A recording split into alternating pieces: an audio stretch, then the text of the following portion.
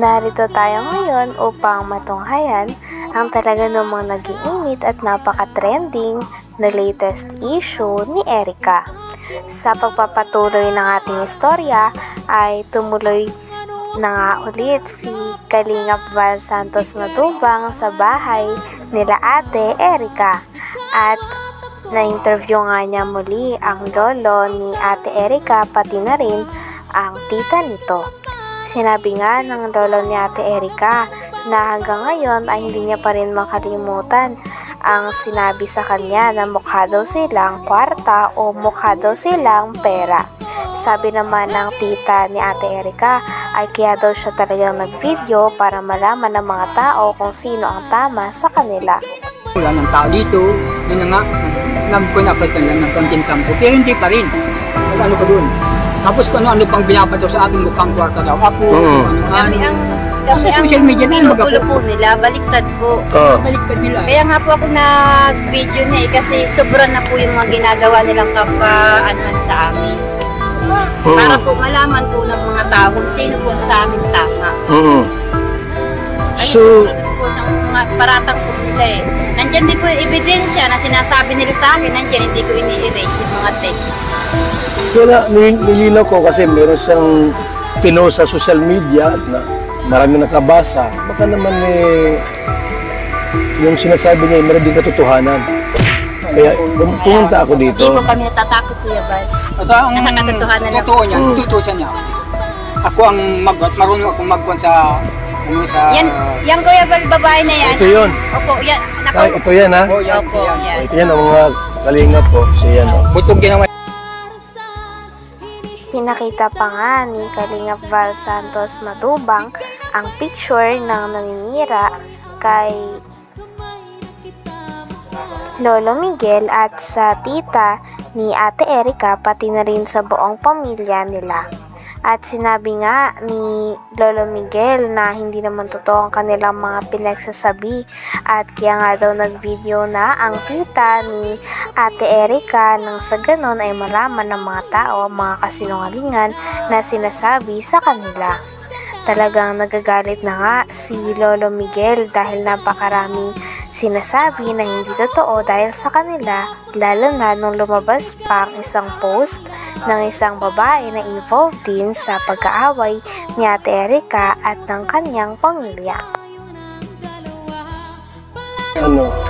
Nakialam sa buhay ninyo. Hindi ko po alam. Lagi po kausapin niya eh. Ano? Ano sinisira-siraan kayo? Hindi ko po nakikita. Ngayon lang yan. Ngayon ko lang hinapin sa telepon. Yung pong sabing niya, yung syuta po niya. Sino syuta? Shoot. Jowa nito? Jowa po. May jowa ito, tumboy? Ang pangalan? Si Amy. Basta yung kung nagpunta dito po ng mga ilang. May girlfriend. Opo. Yun po ang nagpunta dito. Yun po ang Pero mabait naman po yun. Mabait naman yun. Pumunta rito. Pumunta dito. Anong ginawa rito? Yun po, nagpunta po dito nung nandito pa po nung sila Erica na nakatira. Mayroon ka palang jowang tomboy? Wala mo bang pakialam dyan kung may jowa ka o wala? Pero mabait po yun. Yan lang. Ngayon, kanong pera yung ginamit? Pera nila o pera ni Jun A? Kay Jun A. Jun A po yun. Kami po ang magpapatunay po doon. Grabe at todo nga ang pagsalungat ng lolo ni Ate Erica sa mga message at post na binabasa sa kanya ni Kalingap Val Santos Matubang. Talagang walang katotohanan daw ang mga ito dahil lang totoo daw ang sinasabi nila. Talagang hindi nga din daw sila natatakot dahil alam din nila sa sarili nila na nagsasabi sila ng totoo.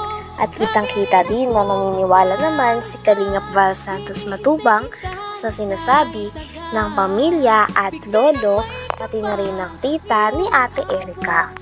Grabe at patagal ng patagal ay mas lalo na nga umiinit ang mga balita tungkol sa issue ni Ate Erica. Sino nga ba ang talagang may mali sa issue na ito? po, tumigil kayo kung ayaw ninyong malaman ang katotohanan ng mga tao na binabaliktad ninyo sa amin na wala naman kaming alam. Wala naman sa akin. Ayun, kasi andito lang po ako mga kalinga para i-clarify ito. Ayoko naman po na parang daldal ko tapos yung pala tama si N. Punyakay Torres, you know? Hindi namin yung Eh, Lolo Migs, ano kaya yung topic natin dito? Diba, pera at ikaw ang may hawak yung pera, hindi si May. Dahil kayo ang bumili ng gamit. I have some evidence of what happened from the start. Yung pirang yun, ibinibigay lang sa akin para bumili ako ng mga agribi, mga gagamitan sa bahay. Pero nasa kanya ang pira, siya ang na-withdraw. Siya ang uli-uli mag-asawa sa dai. Doon na sila natutulog. Doon sila natulog. Pag makain sila, hindi gusto ng ulam dito, doon sila nakain sa dai. Sino? Yung sila? Mag-asawa. Sila May? Sila May, yung tatlo. Buhay ray na. Sinabi pa nga sa post na talagang parang sobra na daw ang pamilya, lalo na ang tita ni Ate Erica at ang lolo ni Ate Erica sa kanya. Kaya naman pinagtatanggol nga ng post na ito si Ate Erica at ang kanyang ate. Talagang sabi nga ng lolo ni Ate Erica ay napakarami daw maling impormasyon doon at talagang pinaliwanag din ni Lolo Miguel ang kanyang sarili sa mga manonood. Talagang marami pa nga mga bagay na hindi nalilinaw tungkol sa issue na ito, kaya mareresolba pa kaya ang mga ito? Dahil nagagalit na nga talaga si Lolo Miguel pati na rin ang tita ni Ate Erica. Talagang habang patagal na patagal ay mas umiinit na nga ang issue nito. Sino nga ba ang tunay na may mali? Ang pamilya ba ni Ate Erica o sila Ate Erica at ang kanyang ate? Buhay ray na nga. Nangyayari. Ano? Talaga. Uuwi yan dito, ni isang mansanas, hindi man lang bigyan yung apo. Grabe naman. Ayun. Kaya po, kasi nungalingan po yung sinasabi po niya ni Amy Torres. Alam ko po na lagi yung kausap po ni May, magdamag-damag, magkausap po yan lagi dyan po sa kwarto. Yan po lagi ang magkausap. Saka si Sheila May. Umpisa pa po nung hindi pa po lumilitaw si Sir John A, magkausap na po yan. Hanggang dumating si Sir John A, sila na po lagi ang mag-uusap hanggang ngayon. Sila po ang laging mag-uusap. Nasa likod po si Sheila May kay Amy Torres, siya po yung nagbibigay yata po ng update. Okay. Kaya kumakalat po. Bibigyan ng mga kalita para kumalat sa kanila. Parang tinatakot pa kayo Nandiyan po yung si Kuya Bal yung yung text nila na kami, gutom na aso, nandyan. Kunin mo daw. Tingnan natin. Kunin mo daw para Pinag-usapan din nila ang mga natanggap ni Ate Erica at ng kanyang ate na mula kay Sir Jun A. Kasama na nga ang pabahay, pati na rin ng NMAX na motor, pati na rin ng tricycle na tulong sa kanila.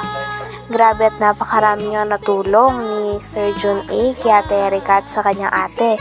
Ngunit ang masamang part lamang ay naiwan nga ang pamilya ni Ate Erica at hindi sila sinama sa bagong bahay at parang kinalimutan na lamang sila na parang pula. motor. Naka-Erica po. Siya po Ginagamit niya. Ngayon, yung tira dito sa pagawa ng bahay, kaninong pira yan? Kay Sir Jordan rin na po po. So hindi lang kalating milyon ang nagastos niya. Hindi po malaki yung yun. Nahigit ng 1 million yun. Ang alin? Ang halaga nun. Ang alin? Yung bahay ko yun. Itong bahay na ito, higit 1 milyon. Hindi po makakapagod natin yung mga Ito kinuha po, ko mga yung asawa nito. Ginawa ko O ayun ang ebidensya. So tayo, kung tutusin, kung pintahin lahat, baka mga 2 million ang tirang brikewan ni Sila John lang A. nagpaganda. Makakahigit hanggang loob ng bahay. Hindi, kasi may inmax pa. May motor, sidecar, may lupa. May lupa pa sa dait. Grabe, mayaman si John A. pala, no? Kaya nga po sabi ko po, tumigil kayo kung ayaw ninyong malaman ang katotohanan ng mga tao na binabaliktad ninyo sa amin na wala namang kaming alam. Wala naman sa akin. Ayun, kasi alito. Hanggang dito na lamang muna ang ating napakainit, nagtitrending at talaga namang mas nakakaintriga na issue ni Ate Erica. Maraming salamat sa inyong panonood. Hanggang sa muli. Bye!